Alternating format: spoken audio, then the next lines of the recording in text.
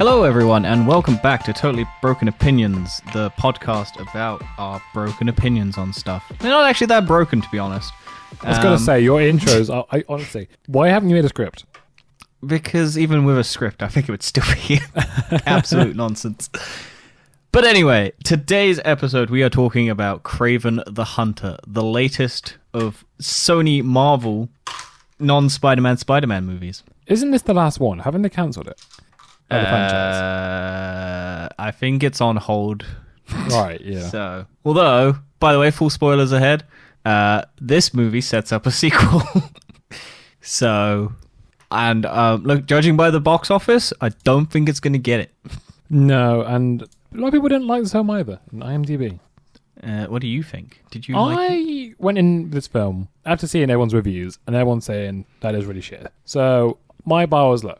So when I went in it, I was like, yeah, it's fine. It's passable, you know? It's nothing that I want to like rave about, but also nothing that I thought was really bad. Maybe the script. The script was a bit shit, I'll be honest. Yeah, I was the same. I went in with no expectations. Well, I was kind of like, oh yeah, I like Aaron Taylor Johnson. I was like, yeah, this could be interesting. It's the first, 15 here, and what is it in America? R-rated? Venom 3 was R. Yeah, probably. I think this was before they changed Venom to be. This was meant to be the first one, I think. Yeah, I was going to say, this film... Well, I didn't know it was R-rated before I went in it. And I went to... I said I was going to watch it by myself. And my girlfriend was like, no, I can watch it with you. And I was like, all right, yeah, sure, whatever. So I want to watch a man with no shirt on with muscles, because I don't have that at home. Well, yeah, sure. Anyway... She didn't have an idea. She didn't even know it was Marvel going into watching this film. But she has a thing where she doesn't like blood. Pussy. Or much fight scenes. So, was a bit shocked to her. I'll be honest. I was there trying to comfort her at the pretty much the whole film. But, yeah. She loves you after that.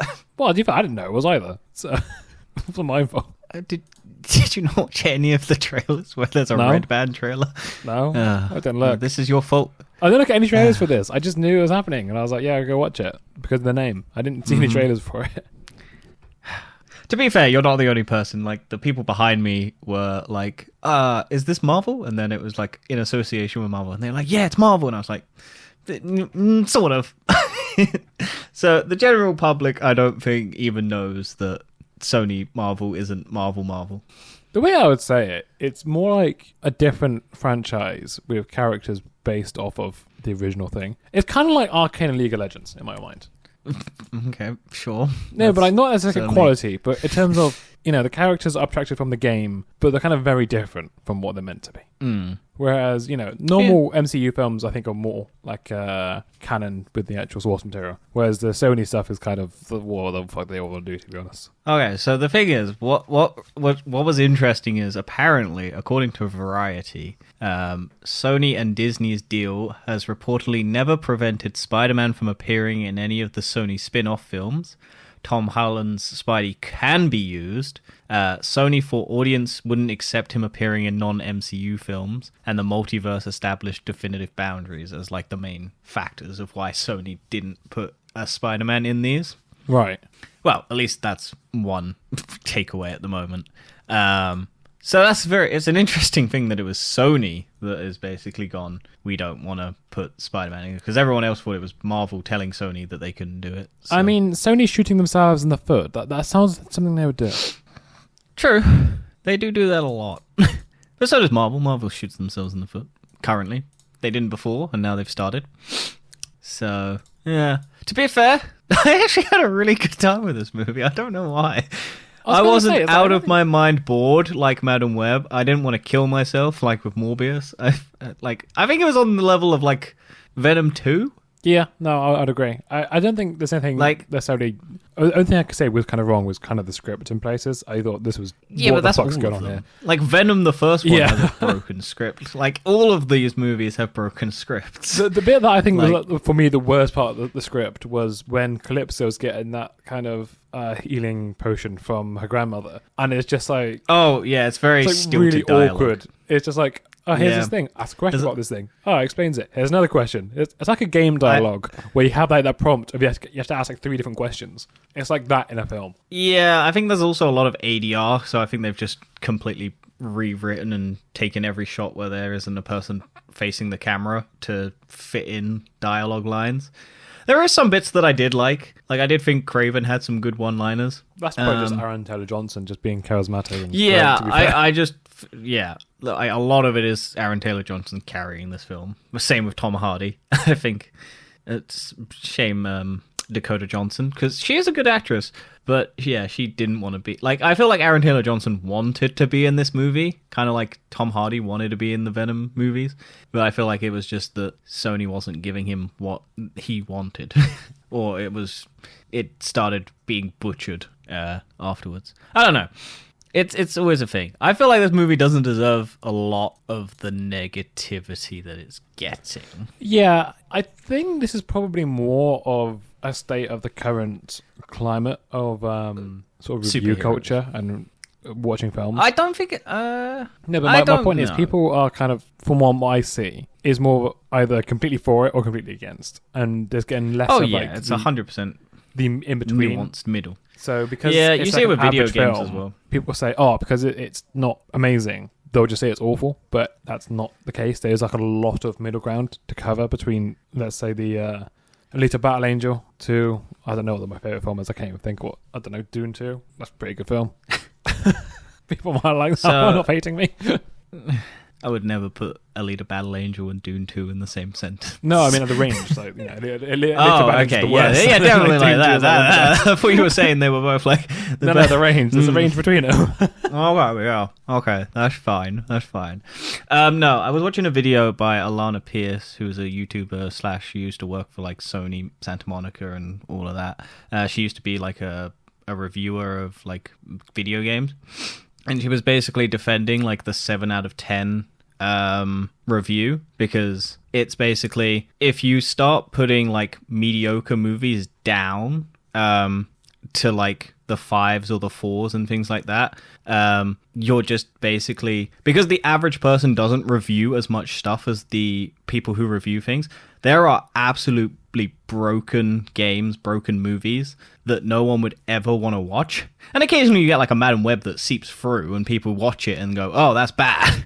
And that deserves the hate. But because the average person doesn't watch or play that much stuff, whereas a reviewer does, they've got to save those like absolute train wreck ones for the absolute garbage. Whereas I feel like a lot of modern people see that like a Madam,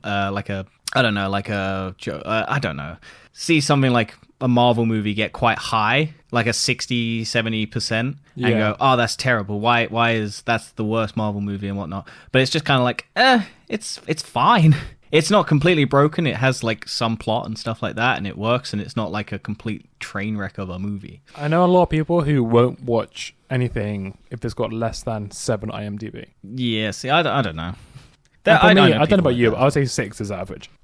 To be honest, I think there's definitely, I feel like there's a disconnect between what people like see something. Like, I've watched stuff that's got really shit reviews and liked it. I've watched stuff that's got really high reviews and hated it. I think it's just personal preference.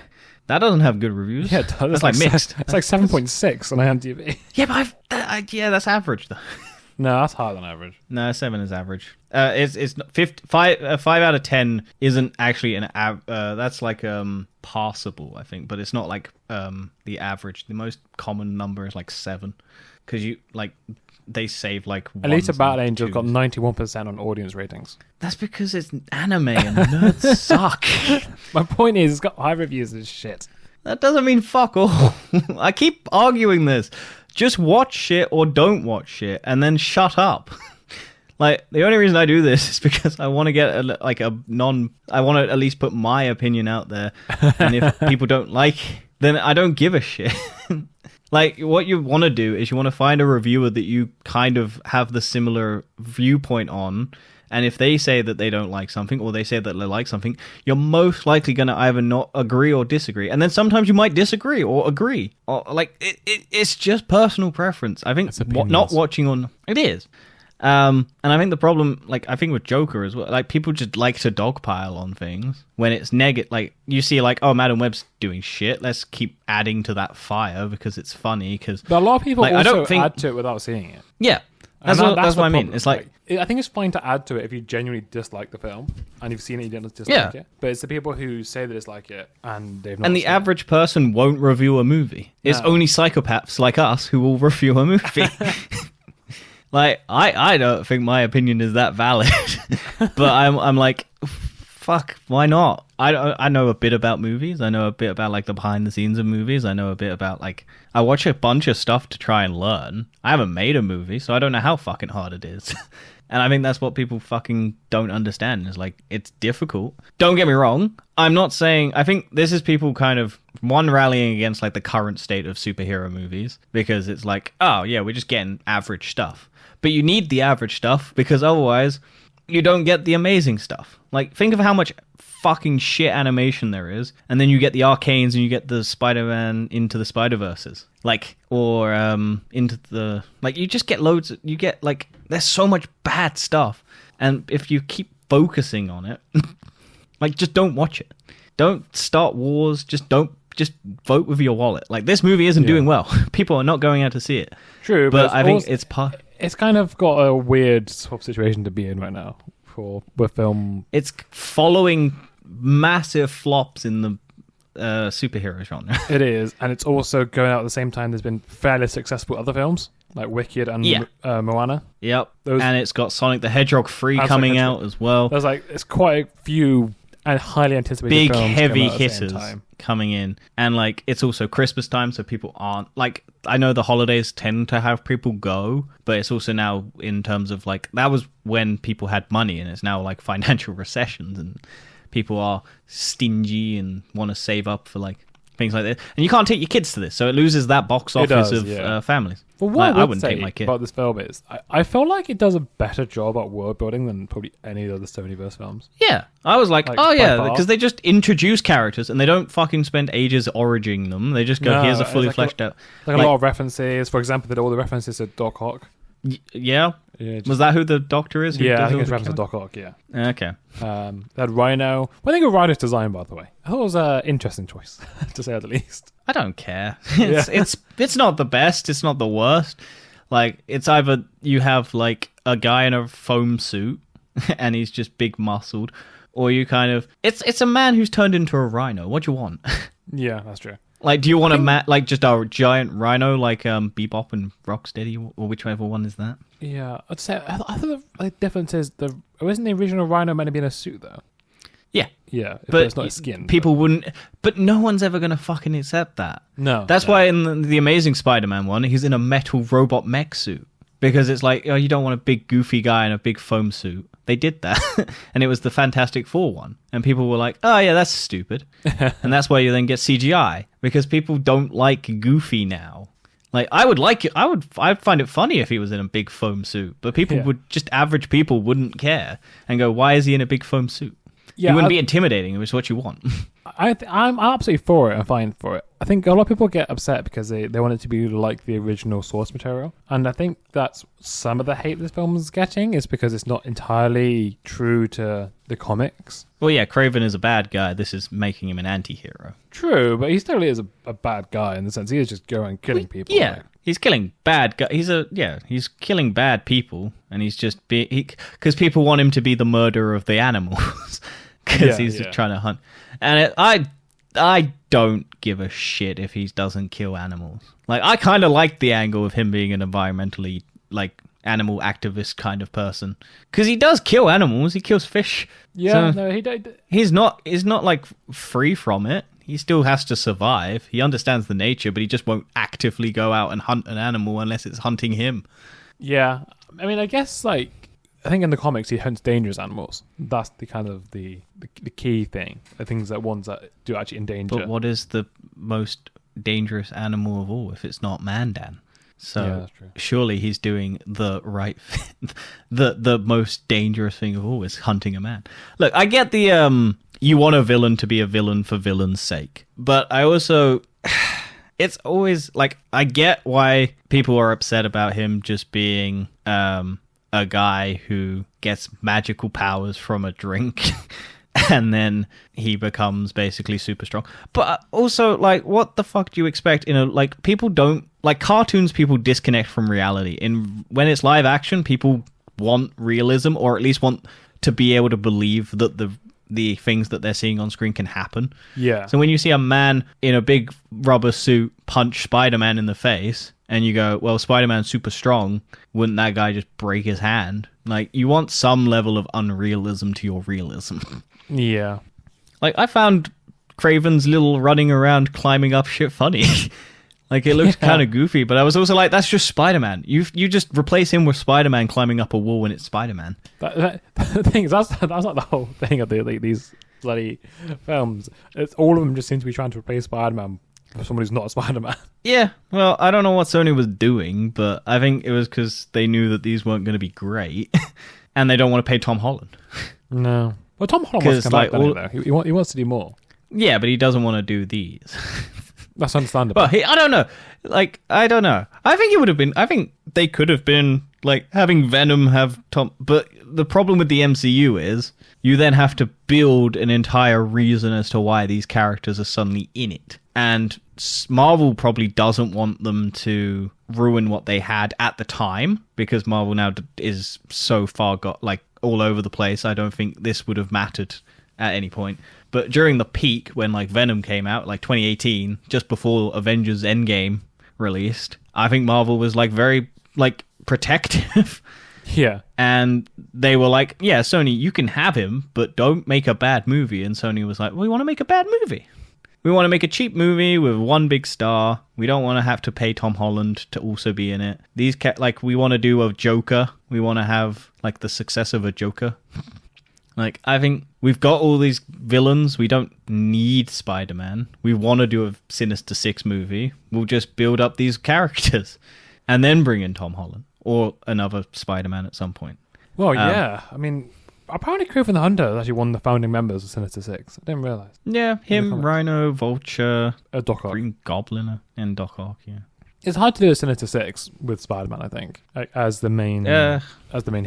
I think like you could do it, but it would take a lot of money to do it. Well, even the Spider-Man games, as much as I enjoy them, they kind of struggle to set up the Sinister Six as a whole. Well, Sony's been trying to do it three times now, because they tried to do it in Sam Raimi's. They were getting all the villains, but then Spider-Man's villains died, so you lost Green Goblin, you lost Doc Ock, and you lost Venom. Like all of it, like all the villains in those movies died. You then get Andrew Garfield's one, where you get a room at the end of Amazing Spider-Man 2 with all of the villains' suits in it, and you're like, oh, okay, they were trying to say, and then they cancel it because they didn't do very well. Although I bet Sony was wishing for that success level at this point. I guess the kind of trouble with this is like, a lot of people don't know this is Marvel for a start, like you said at the start of your cinema experience.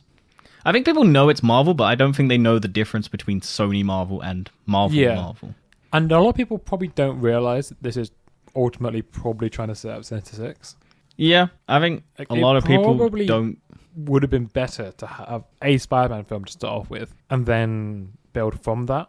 Yeah, but that's not what they want. They wanted to do what DC did and start in the middle. Yeah, it doesn't work. and then build backwards, basically, or build forward. Like, that would require setting up, whereas a lot of studios don't want to do that setup. They want the $1 billion... Like, you think Marvel didn't start with the Avengers. They started with Iron Man, they went to Iron Man 2 and Hulk, and they went to then Thor, and then they went to Captain America, but they introduced other superheroes in those movies, so they introduced Hawkeye and Black Widow, and then you get the team up, and that's when you make your $1 billion. And then your other ones, Iron Man 3 makes $1 billion, but Captain America 2 doesn't, and all of like this, we kind of accept that it makes like 700 or 800 million or something like that. Couple mil, then we kind of get some flops of like 4-2 and all of that. And like then we build back up to Avengers and we get another $1 billion. But I think everyone just wants $1 billion now. They want that franchise $1 billion. Yeah. I don't understand why No Way Home wasn't Sinister Six. I can't for the life of me figure out why they didn't do it. They had 5. They kind of did. They had 5, and then they reformed basically 2, so 3 in the end. It really wasn't Sinister Six working together. Well, I think they didn't want to do it. I don't know. I don't know what the logic is. I think they wanted to just bring it back for the nostalgia. I think it is the only way it can work at this point, is do a multi. I'm kind of done with multiverse. I think it's the only way you can get it working, really. without having to be I a think massive set. multiverses can work. I think people are a lot more accepting of lack of world building if there's a multiverse film. Well, yeah, look at Deadpool. Exactly. Deadpool 3. They were like, I like Deadpool 3, but I also don't think it's that amazing a movie. I know you're different. But the average person was like, that was fun. It was nice seeing all those characters that I vaguely remember, and I didn't remember liking those movies, but I liked this movie, so I'll go back and go, oh yeah, those Blade movies, they were underrated. Like, or that Electro movie that everyone hated at the time. Oh yeah, that's an underrated gem. Like that. Or Channing Tatum's Gambit that no one ever knew or wanted it to exist, being a joke that they did and then everyone loving it. Like, it's fine. I don't think Channing Tatum's Gambit is that good, to be honest. But the internet loves him. It's the weird accent for me. I can't. You would hate that for an entire movie. Like, it's like a minion. Like, but people love the minions. But that's where they intercut the minions with people actually talking. Because if you had that, like the minions for the entire movie, you would hate it. You have to have some level of competence. Like, you would not be. Yeah, but you would not be able to understand Channing Tatum's accent throughout that entire movie. It would be funny, but you would hate it. But yeah. So I think the average person is just like on a nostalgia high at this point. Yeah. So it's a recognizable brand or a recognizable person, and it's not the worst thing in the world. I think a lot of people doomsaying about it, but I just wish that there was higher level of quality to it. Because, like, don't get me wrong, I think Ryan Reynolds and Hugh Jackman did a great job with it, and Sean Levy did a great job directing, like, Deadpool and Wolverine. But I wish the scripts were just a bit... But they were also doing that during the writer's strike, so I think they were locked into what they had. I enjoyed the film, and I don't give a shit about the plot. And that's the thing. I think a lot of people are like you; they don't care. Yeah. And I think if a movie gets suddenly a good score, and people are like, "Yes, that's got a lot of things that I recognize and I like," people will go watch it. Yeah. But I also think that's not a great thing for the rest of other things. It stops new things from getting any attention. That's true. If you have to rely on the past, then you're always going to fall short. Also, you're going to run out of the past. What the fuck are we going to do in 20 years when they're trying to do the 2000s? Oh yeah, it's just a reboot of all the fucking stuff that we already rebooted. Yeah. Like, what the fuck are we going to get? It'll probably be the Sonyverse done again. Maybe actually better this time. We'll get another Spider-Man. We'll get the MCU reboot in 10 years. We'll get... we'll get another DCEU. And then what? We get a Skibbity movie trilogy. No, I reckon what's going to happen, this is the multiverse saga, whatever, for Marvel. I reckon the next one will be The Mutant. Well, yeah. They're going to basically reboot to that. And people will love it because it will be like, oh yeah, Hugh Jackman's there. He'll die. Until he's 90. Yep. He loves it. He loves doing it, though. Yeah. Well, he loves the paycheck. Well, I think he actually really enjoys the Wolverine role. He does. He loves the character, and I think it's the same with Ryan Reynolds. They love those characters, and I think they did an amazing job with those characters.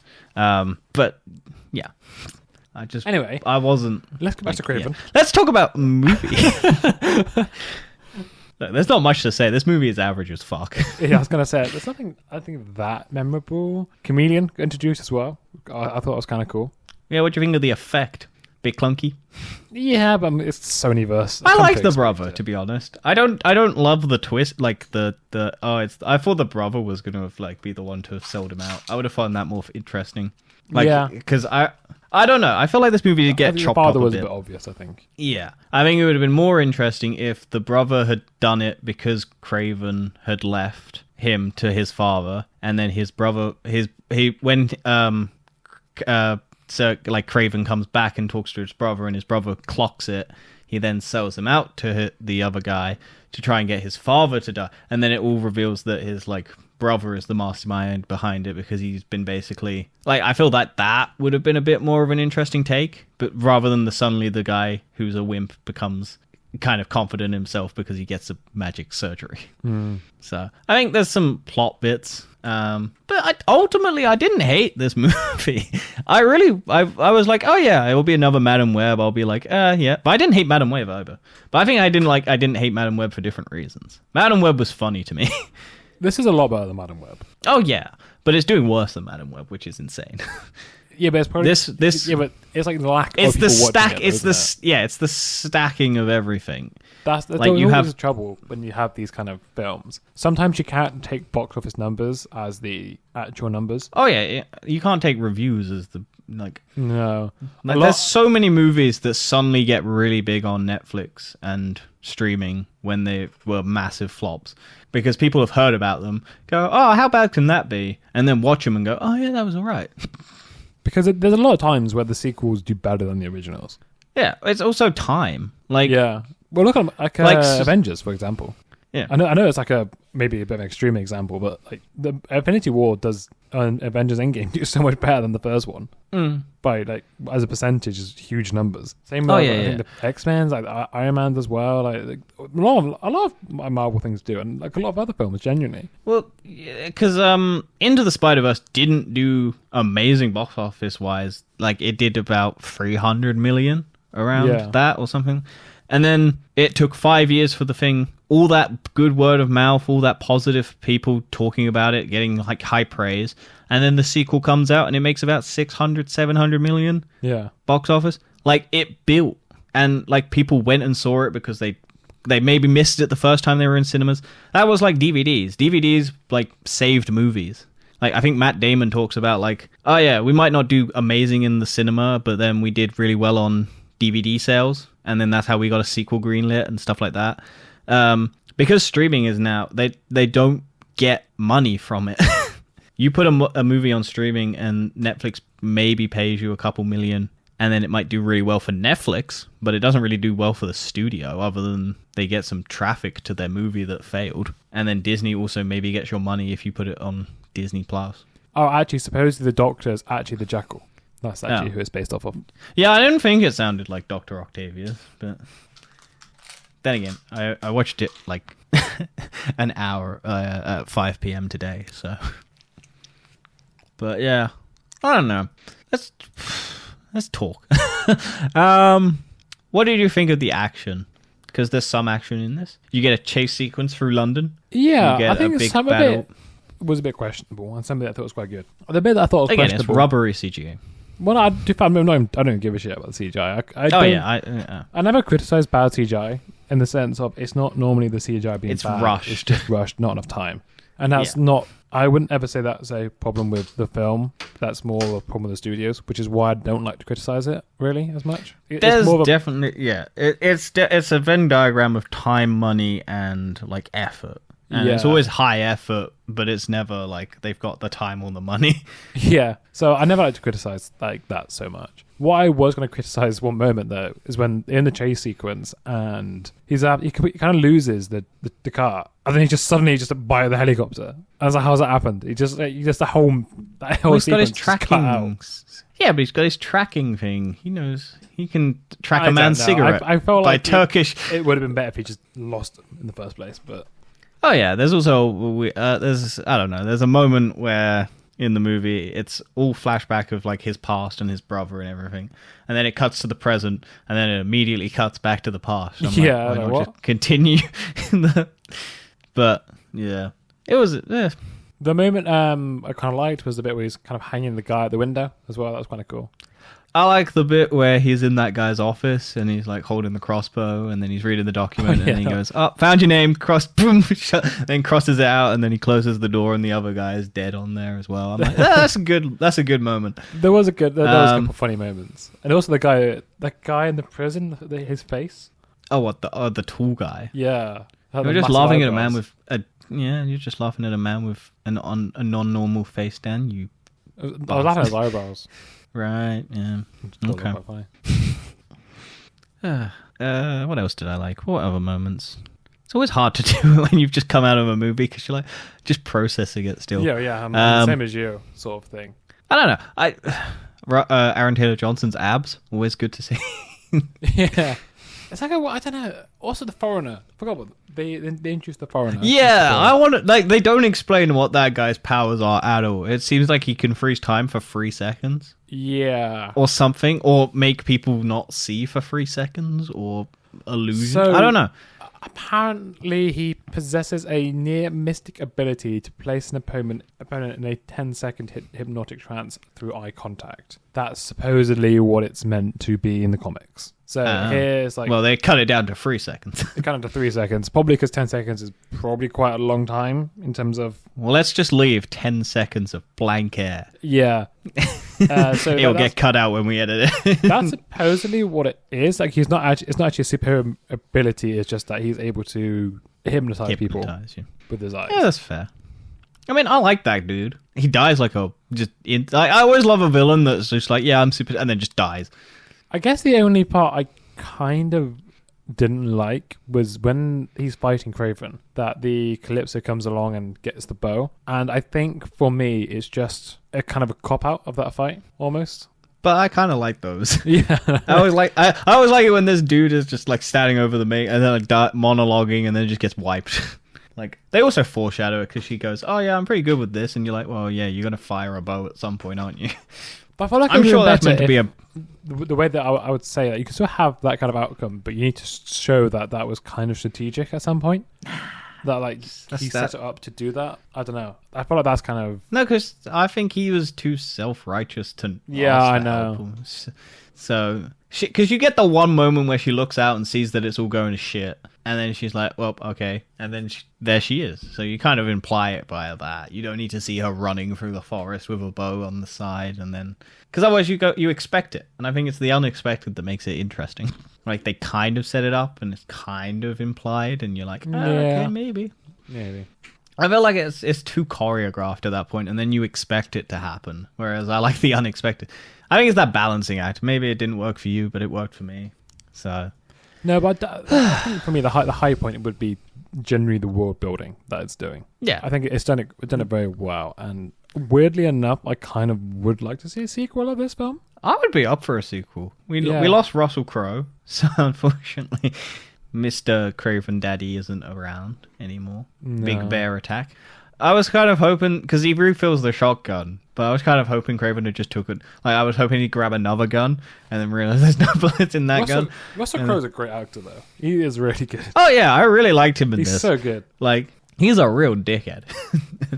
I like the brother as well. The brother was good, like the pathetic loser and like all of that. But like that's why I wanted his character to be more of like, oh yeah, he was secretly because like he might not be strong, but he's smart. He's doing the background like logistics and all of that, and working out like pitting people against each other and all of that because he's a chameleon.